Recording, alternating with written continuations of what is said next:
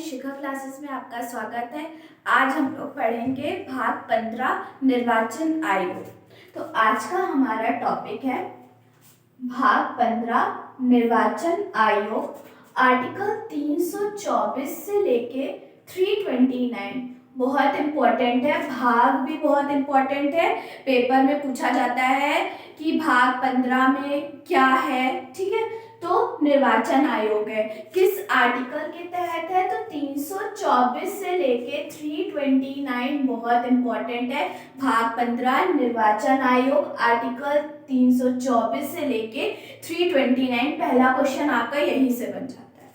ठीक है, अब हमारा पहला टॉपिक, पहला पॉइंट ये है कि वयस्क मताधिकार चुनाव प्रणाली। ठीक है, ये जो होता है वो प्रत्यक्ष चुनाव होता है। प्रत्यक्ष चुनाव के बारे में मैंने आपको पहले बताया था, फिर से बता दे रही हूँ। प्रत्यक्ष चुनाव वो होता है जो जनता द्वारा होता है। ठीक है, जो जनता वोट करती है उसको क्या कहते हैं? प्रत्यक्ष चुनाव कहते हैं। ठीक है, जो प्रत्यक्ष चुनाव होता है वो वयस्क मताधिकार चुनाव प्रणाली के नाम से जाना जाता है। ठीक, और जो प्रत्यक्ष चुनाव, कौन कौन से प्रत्यक्ष चुनाव, जिसमें कहाँ पे प्रत्यक्ष चुनाव होते हैं, हम लोग इसके बारे में जानेंगे। तो लोकसभा का सदस्य का जो चुनाव होता है उसमें क्या कहते हैं? प्रत्यक्ष चुनाव होता है। और विधानसभा सदस्य में प्रत्यक्ष चुनाव होता है। और स्थानीय निकाय जैसे पंचायतें, जो क्या कहते हैं पंचायतों का चुनाव होता है, वो भी प्रत्यक्ष चुनाव होता है। ठीक है, तो प्रत्यक्ष चुनाव क्या होता है? जो जनता द्वारा चुना वो प्रत्यक्ष चुनाव। वयस्क मताधिकारी चुनाव प्रणाली में प्रत्यक्ष चुनाव आता है। और कौन कौन से होते हैं? तो लोकसभा, विधानसभा और स्थानीय निकाय। अब आता है हमारा अनुपातिक प्रतिनिधित्व चुनाव प्रणाली। अनुपातिक प्रतिनिधित्व चुनाव प्रणाली, अप्रत्यक्ष चुनाव, जो जनता द्वारा नहीं होता है उसको हम क्या कहते हैं? जो है बोलते हैं अप्रत्यक्ष चुनाव। अप्रत्यक्ष चुनाव अनुपातिक प्रतिनिधित्व चुनाव प्रणाली द्वारा होता है, उसको अप्रत्यक्ष चुनाव बोलते हैं। अब इसमें कौन कौन से चुनाव होते हैं? जो अनुपातिक प्रतिनिधित्व चुनाव प्रणाली, उसमें राष्ट्रपति का जो होता है वो क्या कहते हैं? अप्रत्यक्ष चुनाव होता है। उपराष्ट्रपति का होता है वो अप्रत्यक्ष चुनाव होता है। राज्यसभा सदस्य का अप्रत्यक्ष चुनाव होता है। और विधानसभा सदस्य का अप्रत्यक्ष चुनाव होता है। अब हम लोग आगे जानते हैं भारतीय चुनाव आयोग की स्थापना 25 जनवरी 1950 को किया गया था। तो भारतीय जो चुनाव आयोग है, भारत में जो चुनाव आयोग की स्थापना की गई थी वो 25 जनवरी 1950 को किया गया था। कब किया गया था?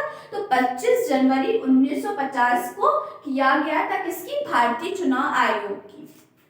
अब मतदाता दिवस कब मनाया जाता है? मतदाता दिवस जिस दिन स्थापना की गई थी उसी दिन मतदाता दिवस मनाया जाता है। मतलब 25 जनवरी को मतदाता दिवस मनाया जाता है। अब अगला है इसमें सदस्य, जो निर्वाचन आयोग के सदस्य कौन? प्रारंभ में एक सदस्यीय था। ये प्रारंभ में एक सदस्यीय था, मतलब इसमें मुख्य चुनाव आयुक्त होते थे। और मुख्य चुनाव आयुक्त, जो प्रथम मुख्य चुनाव आयुक्त चुने गए थे वो सुकुमार सेन थे। प्रारंभ में जो सदस्य, प्रारंभ में जब ये बना था 25 जनवरी 1950 को, तब प्रारंभ में सिर्फ एक सदस्यीय था और प्रथम मुख्य चुनाव आयुक्त जो थे वो सुकुमार सेन थे। ठीक है, लेकिन 1993 में ये त्रिस्तरीय हो गया। ठीक है, 1993 में इसको त्रिस्तरीय कर दिया गया। ठीक है, अब कौन कौन हो गए? तो मुख्य चुनाव आयुक्त हो गए और अन्य चुनाव आयुक्त हो गए।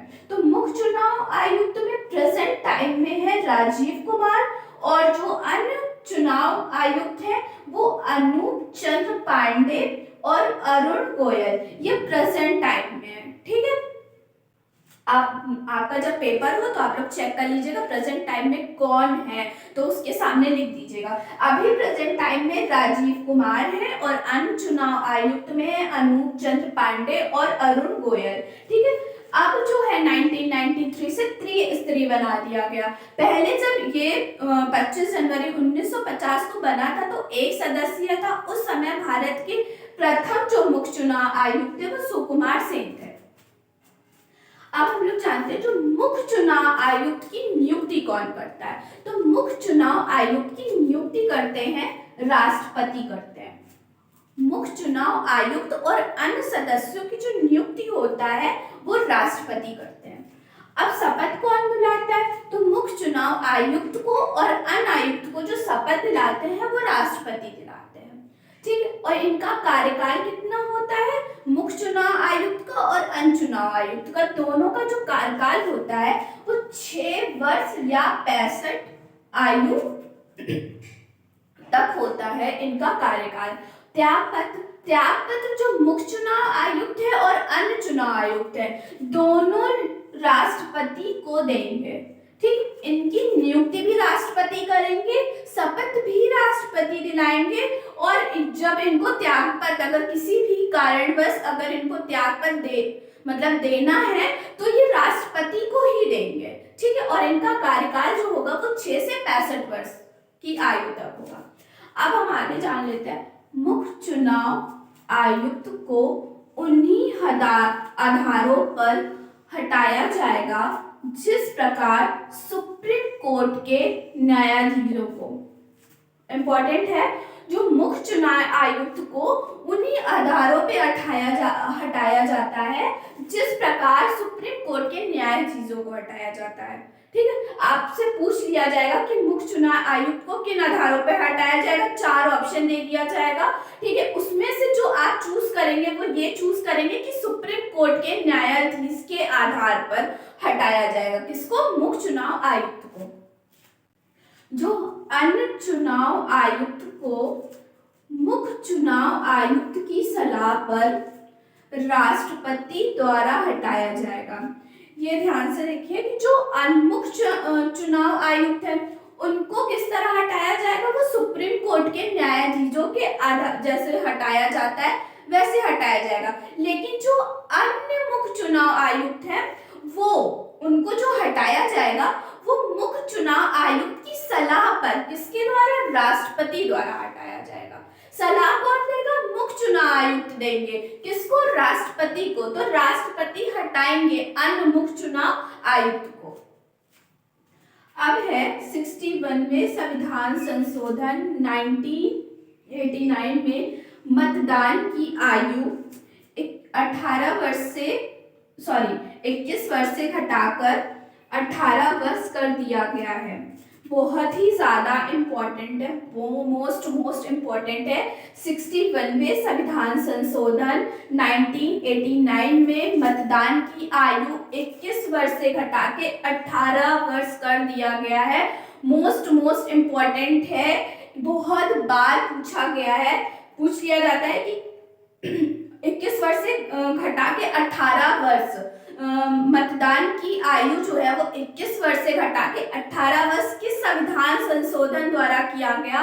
तो 61वें संविधान संशोधन 1989 के द्वारा किया गया। बहुत ही ज्यादा इम्पोर्टेंट है। अब हम लोग ईवीएम के बारे में पढ़ेंगे। ईवीएम का जो फुल फॉर्म होता है इलेक्ट्रॉनिक वोटिंग मशीन। ठीक, ईवीएम का फुल फॉर्म होता है।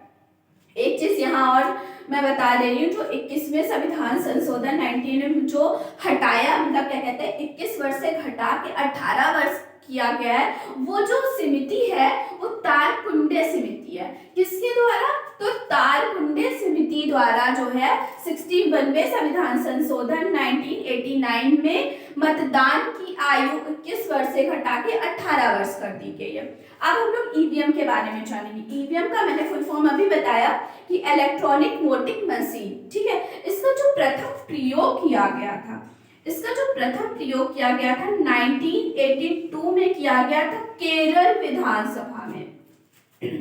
जो ईवीएम का पहला प्रयोग किया गया था वो 1982 के केरल विधानसभा में किया गया था। और प्रथम राज्य इसका जो प्रयोग किया गया था वो केरल विधानसभा में किया गया था। लेकिन जो प्रथम राज्य है ईवीएम का प्रयोग करने वाला वो गोवा है। गोवा इसमें संपूर्ण राज्य में जो संपूर्ण राज्य वो 1999 में, उसमें इसका प्रयोग पूरे संपूर्ण राज्य में किया गया। कहाँ पे? गोवा में किया गया ईवीएम का प्रयोग। संपूर्ण लोकसभा में 2004 में इसका प्रयोग किया गया। ठीक है, अब इसी का प्रयोग होता है।